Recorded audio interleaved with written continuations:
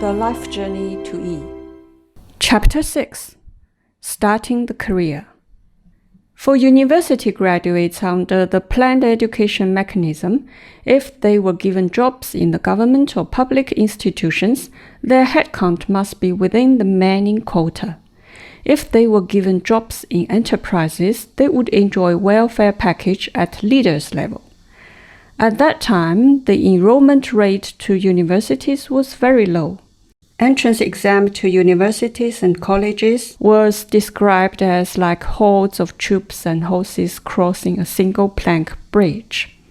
All the university students became leaders, and the graduates from vocational schools were workers.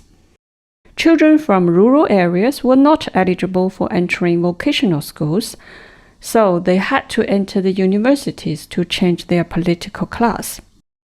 Several years ago, there was news about a university student working as nightman just because the position belonged to a public institution and his compensation was paid by the government finance.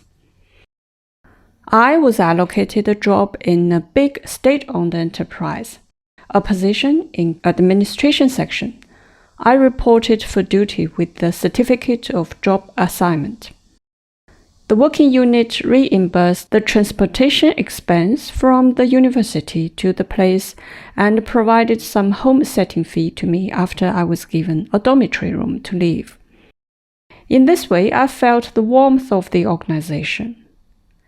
At that time, after a university student started the career, the working unit would provide a place to live, so they needed not to rent their own apartments. My roommate in the dormitory was a cook in the canteen.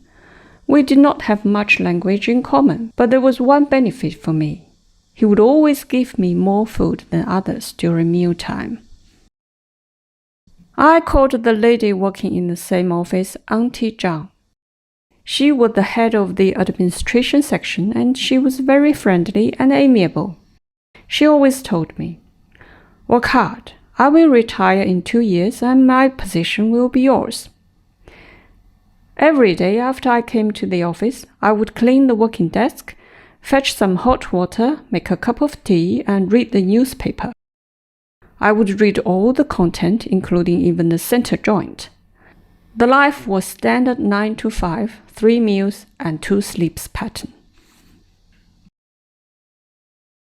The salary slip of my first working month read 195.36 yuan on the cover, including 10 yuan as allowance of subsidiary food. Many people are excited and pleased when getting the first month's salary in life. However, I looked at the salary envelope dumbfounded. Did this mean that my time is arranged and my life calculated by my working unit? In my leisure time, I would remember the story of the friend who went through the emergency rescue. It impressed me deeply, especially what he said at last. I saw the doctors rescuing me with my own eyes. I had the same feeling in some weird dreams. I also felt floating in the air and seeing everything. After I woke up, I was in my bed. If I was not dreaming, who was looking at everything that had happened?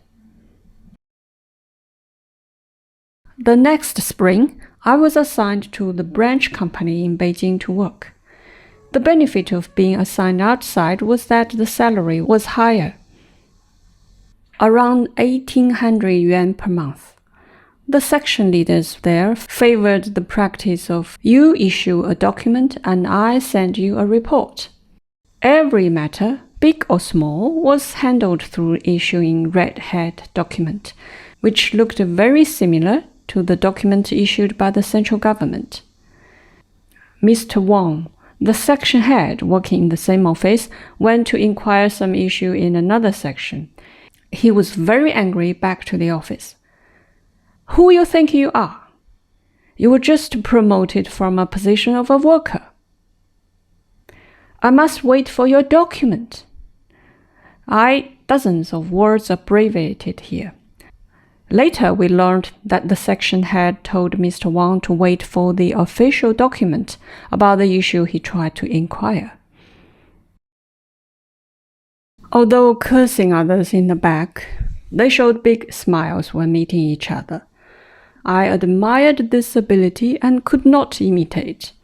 So, not before long, I resigned my job back to Tianggu district. I applied for keeping the position but was rejected because I had no strong connections. I was the first to resign my job among the graduates entering the same working unit. My food and oil quota certificates were transferred back to the Food Bureau of Beicheng district. My citizenship was transferred back to the village. My personnel archive was kept in Labor and Employment Bureau temporarily as no working unit would keep it. My mother asked, "So your education was wasted?" It was kind of wasted, despite the fact of having learned knowledge about science and culture. I could not enjoy social medical insurance and welfare of distribution of apartments. Later, the village paid compensation for occupying the land. I was not in the name list of receivers either. In conclusion, I belonged to nowhere. Later, I stayed at home doing nothing for a few months. I visited the talent market of Taizhuang Road for several times and did not have any result. Later, the Committee of Enterprise Economy started to recruit talents externally, and I succeeded in the job application. The Committee of Township and Village Enterprise Economy was abbreviated as the Committee of Enterprise Economy. It did not belong to the Committee of Economy. However, it was also a formal functional department of the government, and the leader of the committee was a formal government official. I was recruited externally and was not listed in the approved manning quota. I was a kind of temporary employee, and my salary was paid by the fund collected or loaned from the enterprises. On my onboarding day, the secretary of the committee had a candid talk with me. He said, "Sometimes we also evaluate people on their merits.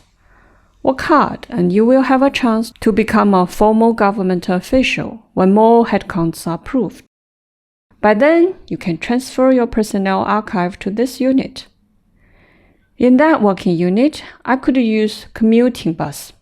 Occasionally, I had nice meals together with the officials, and everyone was kind to us. Although we were not formal employees, we were also treated as officials of the committee. The life was also standard 9-to-5 pattern and even more relaxed than in the previous state-owned company.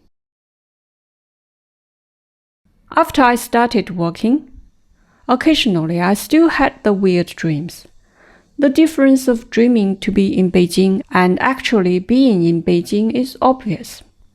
I actually went to those places, including those with endless darkness. The feeling of reality could not be denied subjectively. However, when I woke up, I was still in the bed.